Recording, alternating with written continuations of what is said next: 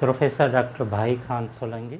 वो प्रोग्राम 5 जून के हवाले से माहौलियात के आलमी ॾींहं के हवाले से हुयो। माहौलियात में अॼुकल्ह जेका वॾी गदलाण है, जंहिंजो हिकिड़ो वाज़िह सबूत इहो आहे त असांखे पंहिंजी धरतीअ खे बचाइणो आहे।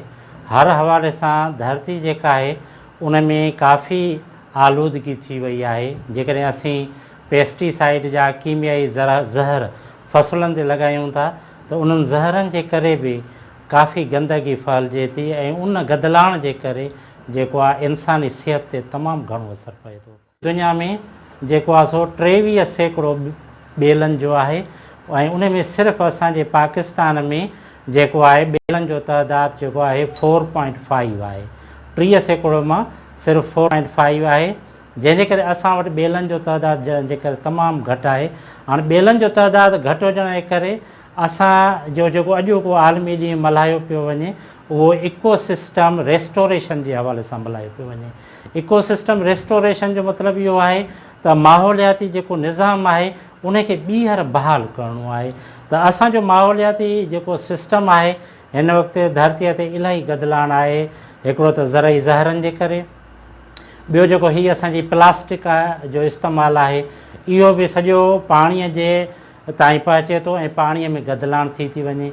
ऐं हीअ जेको गाॾियुनि जो जेको धूंहुं निकिरे थो, तव्हांखे ॿुधायां त जेकॾहिं हिकु कार 60,000 किलोमीटरनि ते हले थी त उनजो छा थो थिए त 60,000 किलोमीटरनि ताईं उन कार्बन डाइऑक्साइड जेको आहे न 1 एकड़ ॿेलो जेको आहे न उहो जज़ब करे थो।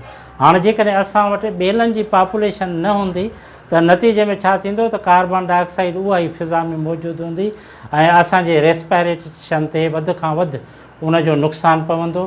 तंहिंजे करे 1 एकड़ ॿेले ते जेको आहे सो 18 माण्हू ऑक्सीजन जेको आहे खणी सघनि था। इन करे ज़्यादा खां ज़्यादा जेतिरो थी सघे त असीं ॿेलनि खे वधायूं ऐं ॿेलनि जी ज़मीन खे असीं बहाल कयूं। डिफॉरेस्टेशन जेको ॿेलनि खे कटियो थो वञे उनखे असीं मुकमिल तौर ते रोकरायूं ऐं ॿेलनि जी बहालीअ खे असां ॿीहर जेको आहे सो हुकूमत खे असीं इहा गुज़ारिश कयूं था त ॿेलनि जी बहाली कई वञे। ऐं उन सां गॾोगॾु जेके बि सुञाण माण्हू आहिनि, सुञाण धुरियूं आहिनि, जेके बि सिविल सोसाइटीज़ आहिनि, उहे जेके गॾियल वर्क कनि पियूं, तमामु सुठो वर्क कनि पियूं, जंहिंमें असांजी पीपल्स सपोर्ट ऑर्गेनाइज़ेशन आहे।